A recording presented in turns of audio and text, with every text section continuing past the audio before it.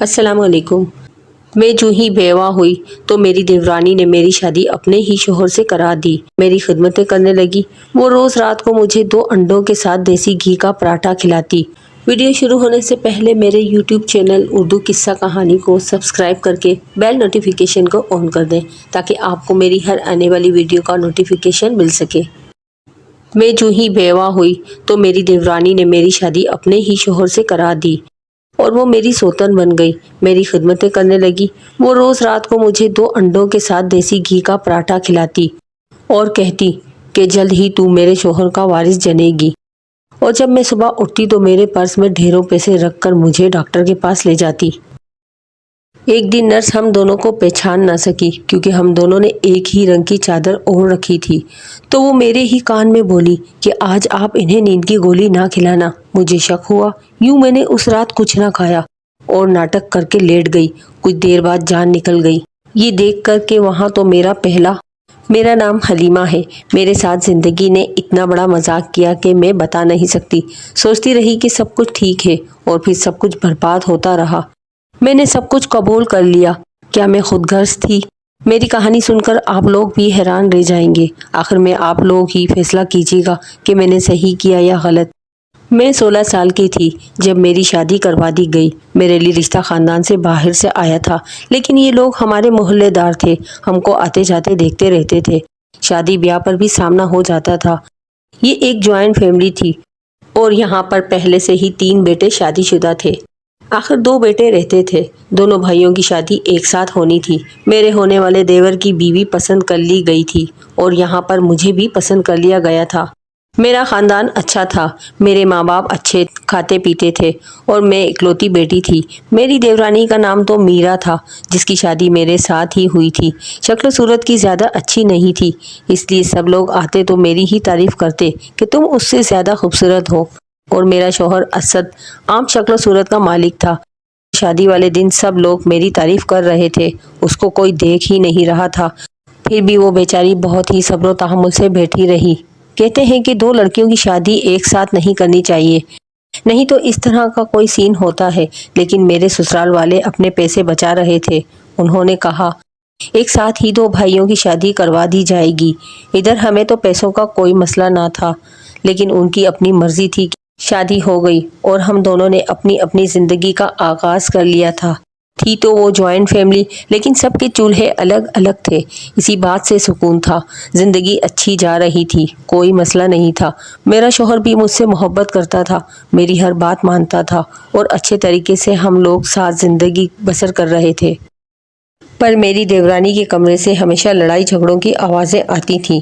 پہلے تو مجھے لگا کہ یہ سب نارمل ہے، کیونکہ شادی کے شروع کے دنوں میں لڑائیاں ہو جاتی ہیں، لیکن وہ لڑائی نہیں ہوتی، وہ بحث ہوتی ہے۔ اس میں میاں بیوی ایک دوسرے کو مناتے ہیں۔ یہاں پر تو بہت زیادہ لڑائی جھگڑے ہو رہے تھے۔ میرا دیور بری طرح اپنی بیوی پر چلایا کرتا تھا۔ اپنے شوہر سے بات کی تو اس نے کہا کہ ہمیں ان کے معاملات میں نہیں بھولنا چاہیے۔ ایک دفعہ میں ان دونوں کے کمرے کے باہر سے گزر رہی تھی جب مجھے میرے دیور کی آواز آئی اور میں اس لیے رک گئی کیونکہ میں نے اپنا نام سنا تھا۔ میرا دیور نہ جانے میرا نام لے کر اپنی بیوی پر کیوں چلا رہا تھا۔ میں سوچنے لگی کہ کہیں مجھ سے تو کوئی غلطی نہیں ہو گئی، لیکن ایسا تو کچھ بھی نہیں ہوا تھا۔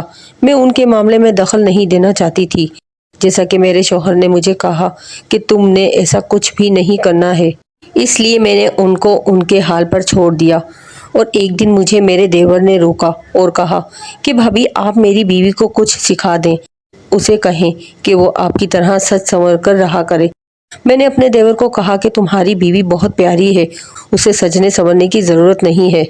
تو کہنے لگا کہ بالکل بھی پیاری نہیں ہے، آپ سب اس کا دل رکھتے ہیں، تبھی وہ اپنا خیال نہیں رکھتی ہے۔ ایک دن میرا شوہر گھر آیا اور اس نے کہا کہ اس کا موڈ ٹھیک نہیں ہے۔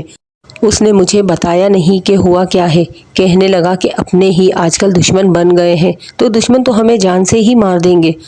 اس کا مطلب کہ اس کی کسی گھر کے بندے سے ہی لڑائی ہوئی تھی، پر کس سے؟ پتہ نہیں کیا ہو رہا تھا۔ صبح سے ہی میرا دل بہت گھبرایا ہوا تھا جب ہمیں ایک بری خبر سننے کو ملی کہ میرا شوہر اس دنیا سے چلا گیا ہے۔ روڈ ایکسیڈنٹ ہوا تھا۔ میرا شوہر اور میرا دیور دونوں ہی موٹر سائیکل پر جا رہے تھے۔ موٹر سائیکل کار سے جا ٹکرائی۔ میرے دیور کو معمولی چوٹیں آئی تھیں، لیکن میرا شوہر اس دنیا سے چلا گیا تھا۔ میں غم سے نڈھال تھی۔ ابھی میری شادی کو 1 سال بھی نہیں ہوا تھا اور میں بیوہ ہو چکی تھی۔ اپنی عدت اپنے سسرال میں ہی پوری کی۔ یہ دن مجھ پر بہت بھاری تھے۔ میری دیورانی بھی بہت اداس تھی، بار بار مجھے تسلی دے رہی تھی، لیکن میں نے اپنا سارا غصہ اس پر نکال دیا۔ میں نے کہا کہ تمہارے شوہر کے ساتھ ہی میرا شوہر گیا تھا۔ کسی کو یہ کہنا بہت آسان ہوتا ہے کہ صبر کرو، لیکن جب خود پر بیتتی ہے تب پتہ چلتا ہے۔ اگر میری جگہ آج تم ہوتی تو میں تم سے پوچھتی، اتنا بڑا غم کس طرح برداشت کرو گی؟ تمہارا شوہر تو صحیح سلامت ہے، میری تو دنیا ہی ختم ہو گئی ہے۔ میری دیورانی نے یہ بات سن لی اور مجھے کوئی بھی جواب نہیں دیا۔ میری عدت پوری ہو گئی تو میں نے اپنے سسرال میں ہی رہنے کا فیصلہ کیا۔ میں نے کہا کہ میں واپس نہیں جاؤں گی، مجھے دوسری شادی نہیں کرنی۔ عدت پوری ہوتے ہوئے بھی 2-3 ماہ ہو گئے تھے جب میری دیورانی نے میری ساس کے سامنے ایک بات رکھی، جس پر گھر والے فوراً راضی ہو گئے، اور وہ بات یہ تھی کہ میری دیورانی مجھے اپنی سوتن بنانا چاہتی تھی۔ وہ چاہتی تھی کہ میں اس کے شوہر یعنی میرے دیور علی سے شادی کر لوں۔ گھر والے اور علی بھی اس بات کے لیے راضی تھے۔ اب سارے ایک جگہ پر بیٹھے تھے۔ اس نے کہا کہ میں ہی موٹر سائیکل چلا رہا تھا، بھائی میرے پیچھے بیٹھے تھے۔ مجھے ایسا لگتا ہے کہ وہ میرے حصے کی موت لے کر چلے گئے ہیں، اس لیے ان کی ذمہ داریاں مجھے نبھانی چاہیے۔ گھر والوں کا بھی یہی کہنا تھا کہ تم ہماری بہو ہو، ہم تمہیں نازوں سے بیاہ کر لائے ہیں، اب تم ہمارے بیٹے کی آخری نشانی ہو۔ تمہیں دیکھ کر ہمیں ہمارے بیٹے کی یاد آتی ہے، تو اسی گھر میں رہ جاؤ تو اچھا ہے۔ میرے گھر والوں کو بھی بلا لیا گیا۔ ان کا بھی یہی خیال تھا کہ یہ درست فیصلہ ہے۔ جب لڑکا اس بات کے لیے تیار ہے، یعنی کہ میرا دیور، تو پھر کسی اور کے بولنے کا کوئی جواز ہی نہیں ہوتا۔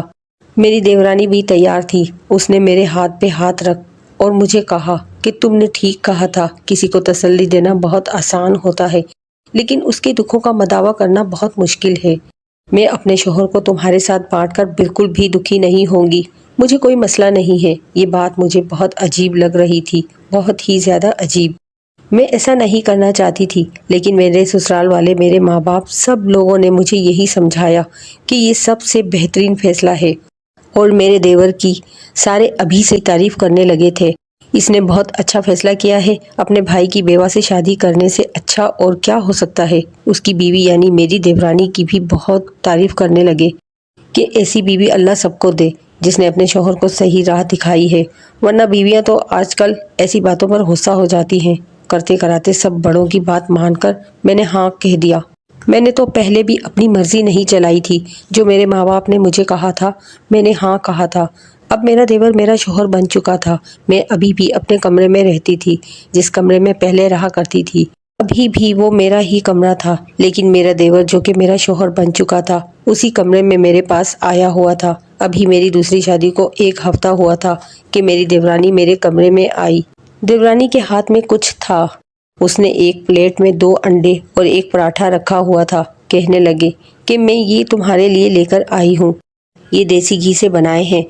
میں نے کہا اس ٹائم مجھے یہ سب کچھ کیوں کھلا رہی ہو؟ ویسے میری عادت ہے کہ میں رات کا کھانا نہیں کھایا کرتی تھی۔ اس نے کہا کہ اب تمہیں اپنا زیادہ خیال رکھنا ہوگا، تم اپنا خیال رکھو گی، تمہاری صحت اچھی ہوگی تو اللہ تمہیں بہت جلد اولاد دے گا۔ میں نے کہا کہ تمہیں میری اولاد سے کیا ہے، تم خود اپنی اولاد پانے کے لیے کیوں نہیں کرتی؟ اس نے کہا میں بھی روز یہ کرتی ہوں، لیکن تمہاری بھی اولاد ہونی چاہیے، اچھا لگے گا مجھے جب تمہاری گود میں بچہ ہوگا۔ کاش کہ مجھے میرے پہلے شوہر سے بچہ ہو جاتا تو کم سے کم اس کی کوئی نشانی میرے پاس تو ہوتی۔ میرا نے مجھے حیران ہو کر دیکھا اور کہا کہ یہ بات سن کر عجیب تو بہت لگ رہا ہے، لیکن بھائیوں میں کوئی راز نہیں ہوتا۔ علی نے مجھے یہ بات پہلے ہی بتا دی تھی، تمہارا سابقہ شوہر اس دنیا سے چلا گیا، پر وہ تمہیں کبھی بھی اولاد نہیں دے سکتا تھا، اور تمہارے نام کے ساتھ ہی بانجھ لگ جانا تھا۔ جو بھی ہوتا ہے اچھے کے لیے ہوتا ہے۔ میں نے کہا کہ میرا شوہر مر گیا ہے تو یہ اچھی بات ہے۔ اس نے کہا میرا یہ بالکل بھی مطلب نہیں ہے، میں نے تمہارا بھلا سوچا ہے، ورنہ کون اپنا شوہر کسی کے ساتھ بانٹتا ہے؟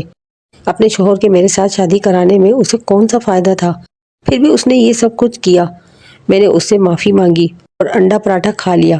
میں نے کہا تو بہت اچھی ہو، وہ واقعی اچھی تو بہت تھی، تو میرا خیال بھی رکھتی تھی، جبکہ میں نے ایک دفعہ غصے میں آ کر اسے بری طرح ڈانٹ دیا تھا، لیکن اس نے اف تک نہیں کہا تھا۔ اور علی بھی مجھ سے بہت زیادہ محبت کرتا تھا۔ اس کا رویہ میرے ساتھ بالکل بھی ایسے نہیں تھا کہ جیسے میں پہلے اس کی بھابھی تھی۔ تھوڑی شرم جھجک ہونا تو عام سی بات تھی، لیکن وہ میرے ساتھ ایسے ہی پیش آ رہا تھا جیسے میں پہلے دن سے اس کی بیوی ہوں اور وہ مجھ سے بہت زیادہ محبت کرتا ہے۔ وہ میرا خیال رکھتا تھا۔ کبھی کبھی تو مجھے اسے زبردستی کمرے سے نکالنا پڑتا کہ جاؤ اپنی بیوی کو بھی وقت دو جس نے میرے لیے اتنی بڑی قربانی دے دی ہے۔ اور میرا شوہر کسی چھوٹے بچے کی طرح ضد کرنے لگتا اور میرے کمرے سے جاتا ہی نہیں تھا۔ میری ساس نے مجھے سمجھایا کہ اسے اپنی طرف زیادہ مت لگاؤ، تم بہت زیادہ خوبصورت ہو، لیکن اس کی بیوی نے تمہارے لیے یہ سب کچھ کیا ہے، تم کبھی بھی اس کو اس کی بیوی سے دور مت کرنا۔ میں نے کہا کہ میں ایسا بالکل بھی نہیں کر رہی ہوں، لیکن وہ میرا شوہر ہے، اس کی بات بھی تو نہیں ٹال سکتی تھی۔ اس کو دھکے دے کر تو کمرے سے نکال نہیں سکتی تھی، لیکن جانے انجانے میں اپنی دیورانی کے ساتھ غلط کر رہی تھی کیونکہ اس نے میرا بہت ساتھ دیا تھا۔ میں نے اس کو ساری بات بتا دی کہ دراصل میں کچھ نہیں کر سکتی، مردوں کا تو تمہیں پتا ہے، وہ خود ہی میرے کمرے سے باہر نہیں جاتا ہے۔ تو میرا نے کہا کہ کوئی بات نہیں، ویسے بھی تو تم غیر تھوڑی ہو، تم تو اس کی بیوی ہو، اچھی بات ہے، تم لوگوں کا آپس میں رشتہ مضبوط ہونا چاہیے۔ خوش نصیب ہوتی ہیں وہ عورتیں جن کے شوہر ان کو بہت زیادہ پیار کرتے ہیں، اور جن کے شوہر اپنی بیوی کو پسند نہیں کرتے ان کی قسمت بہت زیادہ بری ہوتی ہے۔ یہ بات کرتے ہوئے میری دیورانی کہیں کھو گئی تھی۔ وہ بہت اچھی انسان تھی، میرا بہت زیادہ خیال رکھتی تھی۔ وہ روز رات کو مجھے اچھی چیزیں کھلاتی، دودھ پلاتی اور مجھے روز ڈاکٹر کے پاس بھی لے جاتی ہے۔ ڈاکٹر نے بتایا کہ سب کچھ ٹھیک ہے، جلد ہی آپ ماں بنیں گی۔ ڈاکٹر کے پاس جانا تو ہم دونوں کا بہانہ تھا۔ وہیں پہ ہم دونوں نے ایک پارک دیکھا ہوا تھا جہاں پہ ہم لوگ واک کیا کر لیتے تھے اور باتیں بھی کرتے تھے، کبھی کبھی ڈاکٹر کو بھی چیک کروا لیتے تھے۔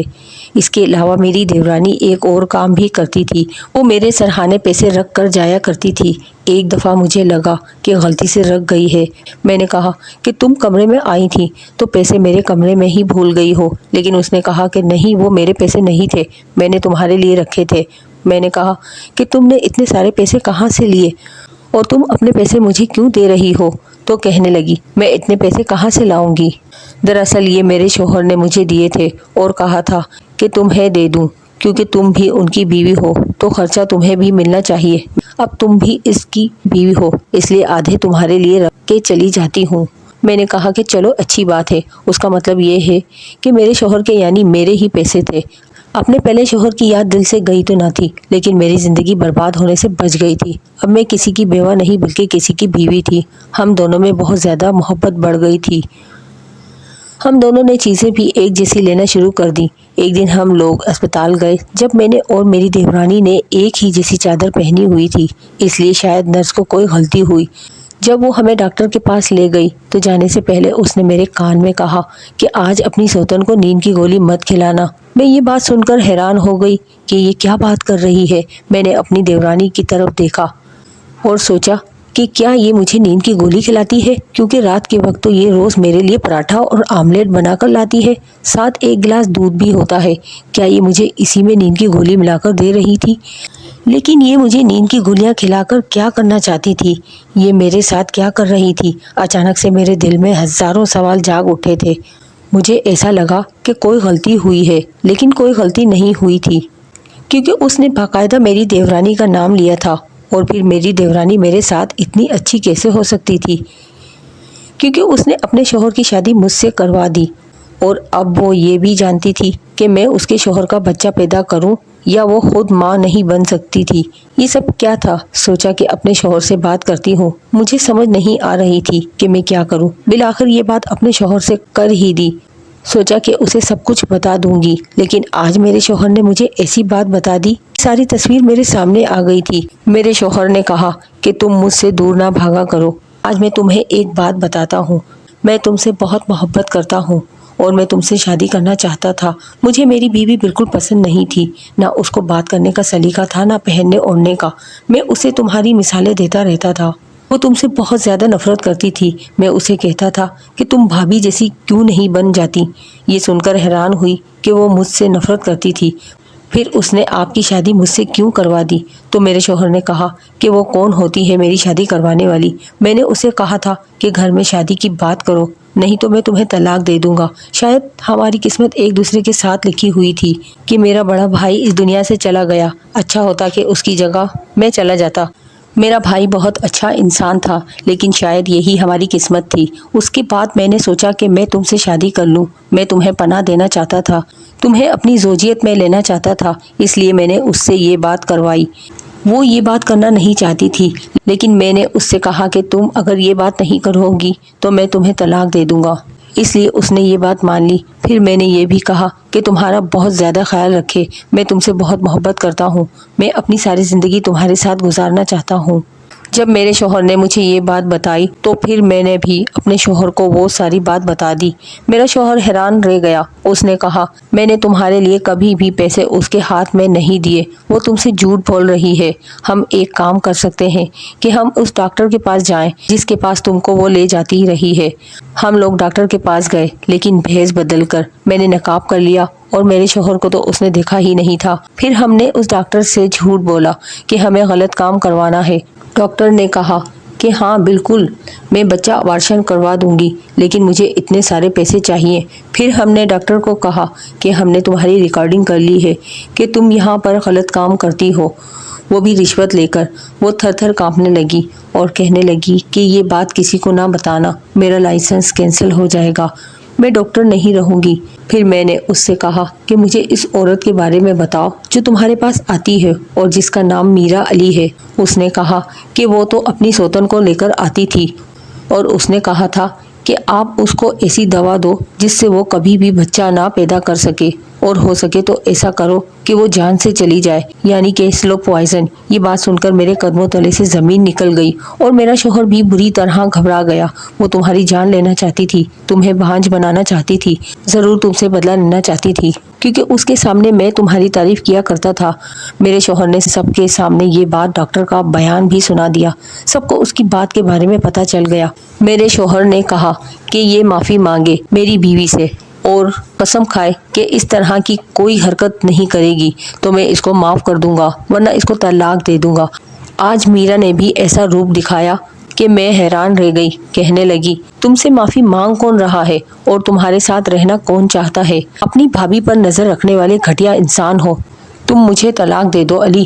علی نے اسے طلاق نہیں دی، لیکن اس نے خلا لے لی ہے، وہ ہمیشہ کے لیے چلی گئی ہے۔ آج بھی اس کے بارے میں سوچتی ہوں تو حیران رہ جاتی ہوں کہ لوگوں کی شکل اور حرکتیں دیکھ کر آپ یہ پہچان نہیں پاتے کہ وہ آپ کے ساتھ کیا کر رہے ہیں۔ کبھی کبھی بہت معصوم نظر آنے والے لوگ بھی بہت خطرناک ہوتے ہیں۔